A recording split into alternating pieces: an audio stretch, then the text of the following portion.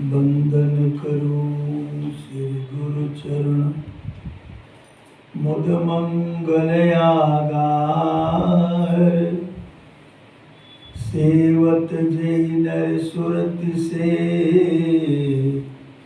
उतर जाए भव पार। शब्द गुरु में भेद नहीं गुप्त प्रभु प्रकट गुरुदेव पल पल निरखें गुरु चरण प्रभु गुरु कछु नहीं भेद। साहिब सदगुरु कबीर है मम आराध्य भगवान तुम समान जग में नहीं हे प्रभु कृपा निधान। रूपो माही रूप हो देवो माही देव मम आराध्य सदगुरु प्रभु करूं चरण की सेव करूं चरण की सेव।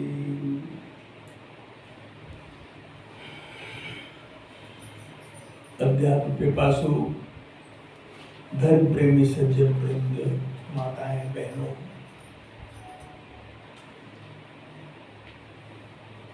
आज रविवार के दिन हम सभी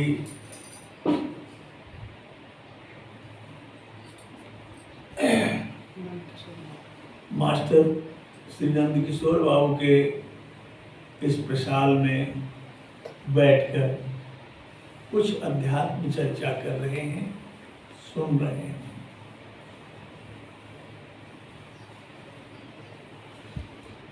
वास्तव में मानव तन जो मिला है, यह मानव तन अध्यात्म के लिए ही अनुकूल है। मानव तन को पाकर अगर प्राणी आध्यात्मिक यात्रा ना करे तो वह जीवन निरर्थक है, उस जीवन का कोई मूल्य नहीं है। क्योंकि और कोई ऐसा देह ही नहीं है जिसमें कि अध्यात्म की यात्रा हो सके। केवल मानव तन में ही यह सारी उपलब्धियां मौजूद हैं।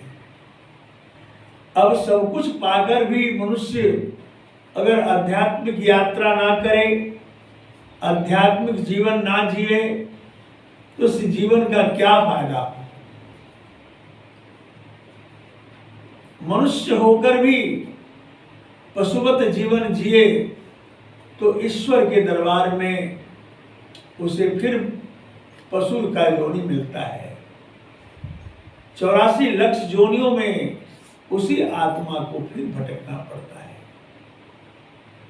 यह तो परीक्षा की घड़ी है जो हमें आपको मनुष्य जीवन मिला है। मनुष्य मन के तल पर जीता है, पशु शरीर के तल पर जीता है। पशु को उसके शरीर को थपथपाइए तो वह प्यार की भाषा समझता है। पशु उसको उसके शरीर पर स्पर्श करके ही उसे बताया जाता है, वो समझता है। पर मनुष्य मन के तल पर जीता है। यह मन से अपने हर बात का, हर समस्याओं का, हर स्थिति का जायजा लेता है मन के तल पर। और मन इंद्रियों का मालिक है। हमारे अंदर 10 इंद्रियां, 5 ज्ञानेंद्रियां, 5 कर्मेंद्रियां हैं और चतुष्ट अंतःकरण की इंद्रियां हैं। उनमें मन जो है विशेष है। मन के तल पर ही संसार में प्राणी जीते हैं। इसलिए कि मन चंचल है, मन एक जगह स्थिर नहीं रहता है। क्षण में कहाँ, क्षण में कहाँ, क्षण में कहाँ। और मन की चंचलता के कारण मानव जीवन अस्त व्यस्त हो जाता है। मानव जीवन को सुकून नहीं मिलता है। लोग मंदिरों में जाते हैं, मस्जिदों में जाते हैं, गुरुद्वारों में जाते हैं, नाना प्रकार के जीवन को जीते हैं, वहां ज्ञान की चर्चाएं भी सुनते हैं, लेकिन उन ज्ञान की चर्चाओं को सुनकर भी फिर उसे कोई रास नहीं आता। फिर उसी संसार में आकर के भटक जाते हैं। सदगुरु कबीर साहब संसार के प्राणियों को अनंत मानी कही। उन्होंने इतना तरीके से समझाया जीवों को, लेकिन संसार के प्राणी समझने वाले नहीं हैं। उन्होंने स्वयं अपने शब्दों में कहा कि जेते पत्र वनस्पति और गंगा की रेणु, पंडित विचारा क्या करे कबीर कही मुख बैन। इतनी बानी साहब ने कही, जितने पूरी पृथ्वी पर वनस्पतियों के पत्ते हैं, जितने वृक्षों के पत्ते हैं, और जितने बालू का कण है, एक मुट्ठी रेत बालू उठा लेते हैं तो उसके कण को नहीं गिनती कर सकते। पर वो जितने धरती पर बालू के कण है उतनी बार कहीं, उतनी बातें कही। लेकिन संसार के प्राणी माया में मोहित होकर, मन के चाल में फंसकर यह एक भी बात को अंगीकार नहीं करता। अगर एक भी शब्द को समझ करके अपने जीवन में उतार ले तो मनुष्य जीवन उद्धार हो जाए। विचार कीजिए, इस संसार में हम खाते हैं, पीते हैं, जीवन जीते हैं, लेकिन बस इसी में व्यस्त होकर एक दिन मर जाते हैं। अब यह शरीर है, इस शरीर के अंदर क्या रहस्य है, इसका भी कुछ चिंतन नहीं करते। इस शरीर में क्या क्या उपलब्धियां हो सकती हैं, इस पर विचार नहीं करते। केवल संसार में व्यस्त रहते हैं। कबीर साहब इस संसार में आए, उस समय आए जिस समय कि पूरे देश में अराजकता फैली हुई थी। पूरे देश में द्वंद्व छिड़ा हुआ था। पूरे देश में संसार में लोग इस तरह लगे हुए थे कि बस ऊंच नीच, छोटा बड़ा, जातिवाद आदि आदि विचारों से ग्रसित थे। मुसलमान अपनी बात कहते थे, हिंदू अपनी बात कहते थे, और गरीब को, जो गरीब हुआ करते थे, छोटी जातियों में हुआ करते थे, उनको बोलने तक का कुछ अधिकार नहीं था। एकमात्र सदगुरु कबीर साहब ही ऐसे हुए जो कि गरीबों को बोलने का साहस दिया। सबसे पहले कबीर साहब जितनी शास्त्रों की बातें लें, वो सभी संस्कृत में पढ़े लिखे विद्वान पंडितों के हाथ कैद था। वह जनसाधारण पढ़ नहीं सकता था, जान नहीं सकता था। तो सदगुरु कबीर साहब वैसे गरीब परिवार में आए, नीरू रीमा के घर आए, और आकर उन्होंने लोक भाषा में अध्यात्म चिंतन को समझाया। अध्यात्म क्या है, हमें क्या करना चाहिए, नहीं करना चाहिए, कबीर साहब ने अच्छी तरह समझाया। लोग समझे। और जितने अध्यात्म का लोग कुछ कहते हैं कि कबीर साहब ने फलाने से सीखा, चिलाने से सीखा, शास्त्रों से अध्ययन किया।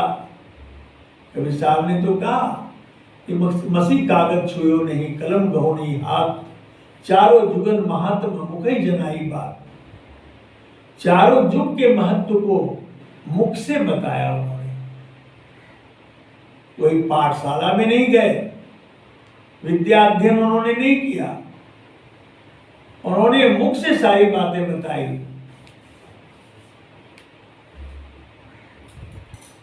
और मुख से जुगन जुगन की बात बताई, भूत वर्तमान और भविष्य तीनों की बातें उन्होंने बताई। और अध्यात्म की जो बातें उन्होंने की कोई नहीं कर सका। आज तक कबीर साहब के लेयर में कोई नहीं आ सके, उन तक बातें नहीं कर पाए कोई। और सबने कबीर साहब की बातों को माना, कबीर साहब के ज्ञान को माना, अनुसरण किया, अपने जीवन में उतारा। जो भी उतारा वह कृत हो गया।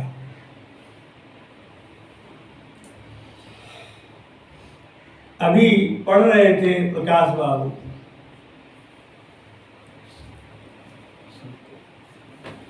संतो सहज समाधि भली, ये कह रहे थे संतो सहज समाधि भली।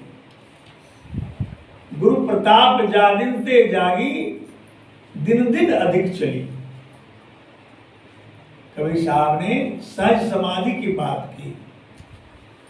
लोग कठिनाई की बात करते हैं, कठिन योग करवाते हैं, हठ योग, मंत्र योग, लय योग, ना जाने कितने कितने लोग कितने कितने प्रकार के योग करते हैं।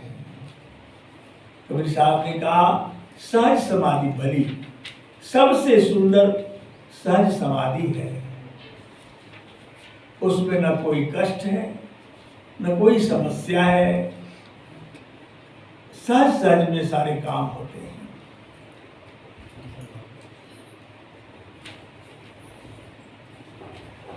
तो कहा साहब ने कि जिस दिन से सदगुरु की कृपा प्रकट हो गई जीवन में, उसी दिन से दिन दिन अधिक चली। कहते हैं उत्तरोत्तर आत्मा अपनी चेतना की ओर उलट चली, सिमट चली, और सिमटते सिमटते आत्मवान हो गए, आत्म अनुभूतियों में विभोर होने लगी। शायर ने कहा संतो सहज समाधि भली, गुरु प्रताप जा दिन ते जागी, दिन दिन अधिक चली। यह बात इस सहज समाधि के बारे में किसी ने पहले नहीं कहा। कबीर साहब ने कहा आंख न मूंदो, कान न रूंदो, तनिक कष्ट नहीं धारो, खुले नयन पहचानो, हंसी हंसी सुंदर रूप निहारो। कोई आंख बंद करवाते हैं, कोई कान बंद करवाते हैं, और बंद करवा करके अंदर के नसों को दबाते हैं। चिंगारियां उठती है तो कहते हैं प्रकाश हो गया, शब्द सुनाई पड़ती है तो कहते हैं ये अनहद शब्द हो गया। ऐसे ऐसे ब्रह्मजाल की बातें होती हैं। ब्रह्म संसार के प्राणी उसी में उलझ कर रह जाते हैं। और साहब ने स्पष्ट शब्दों में कहा संतो सहज समाधि बनी, एकदम सहज है वह समाधि जिसे चेतन समाधि कहते हैं। हठ योगी लोग जड़ समाधि करते हैं।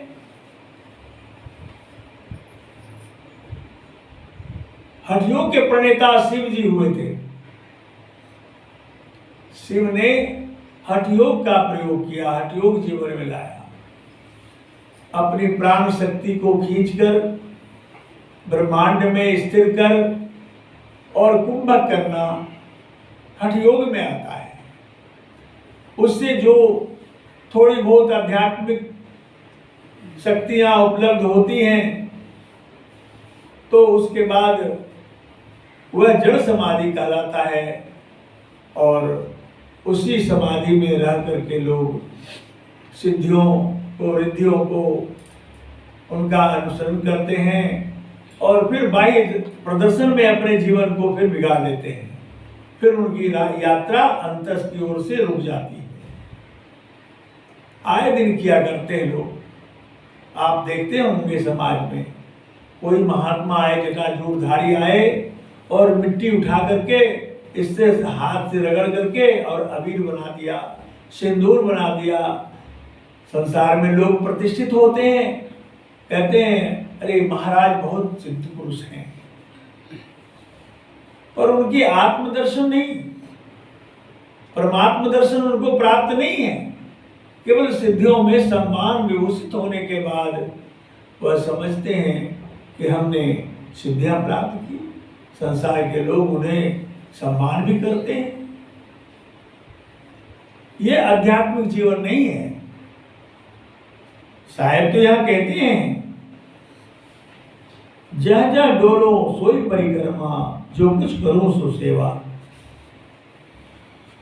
जो सहज समाधि से विभूषित आत्मा है, जिसने सहज समाधि प्राप्त कर ली है, वो जहां जहां जाएंगे वही जो है परिक्रमा हो जाता है। जहां जाएंगे वही पूजा हो जाता है, वही सब कुछ हो जाता है। जो सहज समाधि करते हैं ऐसी दुर्लभ आत्माएं संसार में हैं।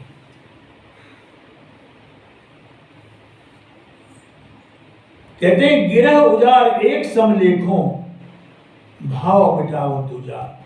गिरह उजार, घर को त्यागी, घर को त्याग दिए हैं, उसे कहते हैं गिरह उजार। गिरह यानी घर को छोड़ दिया, त्याग दिया, घूम रहे हैं। ठड़श्री बाबा हो गए, उर्दबाहु बाबा हो गए, फलाना ढिमाका हो गए।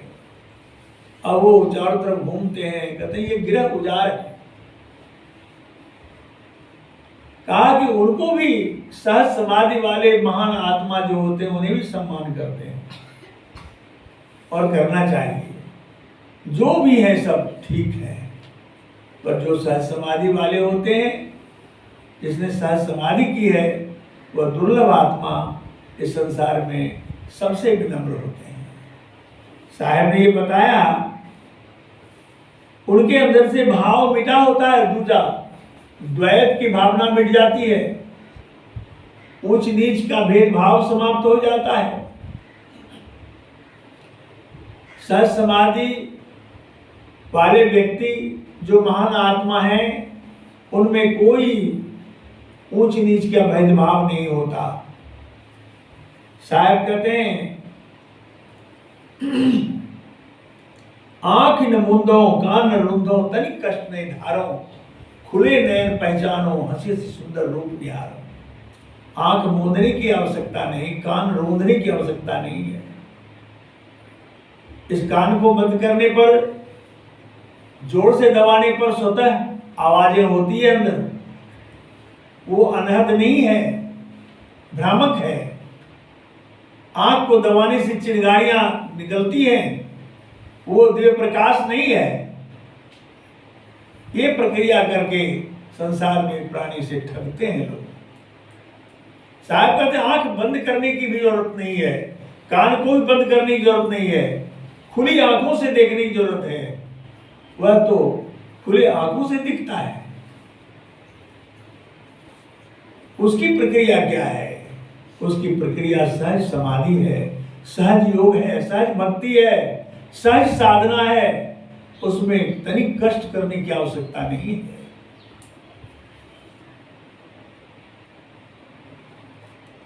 शब्द निरंतर से मन लागा, मलिन वासना त्यागी। निरंतर शब्द में मन लग गया, कष्ट करने की आवश्यकता नहीं है। गुरु ने जो लक्ष्य दिया है भेदन करने के लिए, उसमें मनोनिरोध करके, उसमें एकाग्रचित होकर के जब आप ध्यान करेंगे तो आपकी स्थिति ऐसी हो जाएगी कि निरंतर मन लग जाएगा और फिर तो मलिन वासनाएं त्याग्य हो जाएगी। मलिन वासनाओं का अर्थ है कि संसार की छोटी छोटी इच्छाएं, वासना का अर्थ होता है इच्छा, मन की इच्छा। मन की इच्छा को वासना कहते हैं, मन की वासना। तो मन में अनंत इच्छा है, ये प्राप्त हो, वो प्राप्त हो, वो प्राप्त हो, ना जाने कितनी चीज चाहिए। जितने प्राप्त होंगे मन को उतना ही 10 गुना ज्यादा बढ़ेगा इच्छा, और हो और हो और हो। मन की इच्छा तो ऐसे जैसे नदी में हवा चलने के बाद जो उसकी तरंग उठती है, ढेव गणिता गणी न जाए, उसकी गिनती नहीं कर सकते कि उस ढेव की, उसकी तरंग की कितनी गिनती है। उस तरह से मन की तरंगें उठती हैं और मन जो है उसकी इच्छाएं इतनी अनंत हो जाती हैं। जिसने सहज योग किया, सहज भक्ति की, तो उसके मन के तरंग शांत हो जाते हैं। इसलिए साहब ने कहा मलिन वासना त्यागी। उसने मलिन वासनाओं को त्याग दिया। उठत बैठत कबहू न छूटे, ऐसी तारी लागी। अब वह समाधि ऐसी है, उसमें जब मन लग गया, दिल लग गया, उसमें प्रेम करने लगे, तो उठते बैठते सोते जगते खाते पीते हर समय आप निरंतर लगे रह जाएंगे। सबसे बात करते, सबसे मिलते जुलते आपका मन सदा उस ओर ही रहेगा। ऐसी एकाग्रता आ जाएगी। इसलिए सहज समाधि, सहज योग, सहज भक्ति की बात चर्चा कबीर साहब ने की। कठिन करने की कोई आवश्यकता नहीं। कहे कबीर यह उन्मुनि रहनी, सो प्रगट करी गाई। यह उन्मुनि दशा है।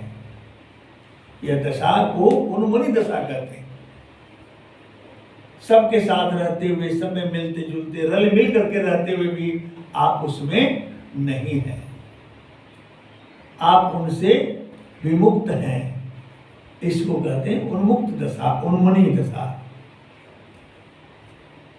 दुख सुख से कोई परे परम पद, सो पद है सुखदाई। संसार का सुख, संसार का दुख, इन सभी से परे है वह सुख जो सहज समाधि में प्राप्त हो जाता है। ये तो सुख दुख, ये सुख संसार का सुख होगा तो निश्चित है कि दुख भी आएगा। दुख आया तो निश्चित है कि सुख भी आएगा, क्योंकि वह इसकी स्थिति आगे पीछे लगी रहती है। भौतिक सुख, भौतिक दुख, फिर भौतिक दुख, भौतिक सुख, ये आते जाते रहेगा जीवन पर्यंत। लेकिन इन सुख दुख से परे कोई परम पद है जो अत्यंत सुखदायी है। उस सुख का कोई वार पार नहीं है। तो उस सुख की बात कबीर साहब ने कहा जो परम आनंद स्वरूप है, परमानंद है। उस आनंद का भोगी ये जीवात्मा रही है। खोज भी उसी की है, चाहत भी इसकी उसी की है। लेकिन खोजने चले थे क्या, पर पा रहे हैं क्या? खोज रहे थे परम सुख को, यहां मिल गया परम दुख। प्रकृति के कोई भी वस्तुओं को उठाइए, वह थोड़ा सुख तो देगा, लेकिन उसके पीछे कई दुख के स्रोत निकलेंगे और उसी से आपको दुख आ जाएगा समय पर। यह प्रत्यक्ष बात है। इसलिए साहब समझाते हैं कि इन सुख दुख से परे जो परम पद है उसके लिए मानव तन मिला है। यह मानव तन कोई खेल नहीं है। इस मानव तन का मूल्य समझने वाले व्यक्ति अवश्य ही अध्यात्म से जुड़ते हैं और आध्यात्मिक जीवन जीने लगते हैं। जो इस मानव तन का महत्व समझ लिया है, जो मानव तन का महत्व ही नहीं समझा है, जीवन पशुवत है, तो वो क्या समझ पाएंगे। उनका जीवन तो यूं ही जा रहा है जैसे पशुओं का जीवन जा रहा है। पशु भी खाता है, कमाता है, बाल बच्चे पालन पोषण करता है, मर जाता है, इतना ही काम होता है। लेकिन पशु के जीवन में अध्यात्म का कोई गुण नहीं है, वो यूं ही जीवन जीता है और मर जाता है। तो साहब कहते हैं भाई इस तरह से क्यों जीवन जी रहे हो, मनुष्य बने हो तो मनुष्यता को समझो। मनुष्यता क्या है? मनुष्य जीवन में आकर मनुष्यता को नहीं समझे तो ये जीवन निरर्थक है। अब मनुष्य हैं, मन के तल पर जीते हैं।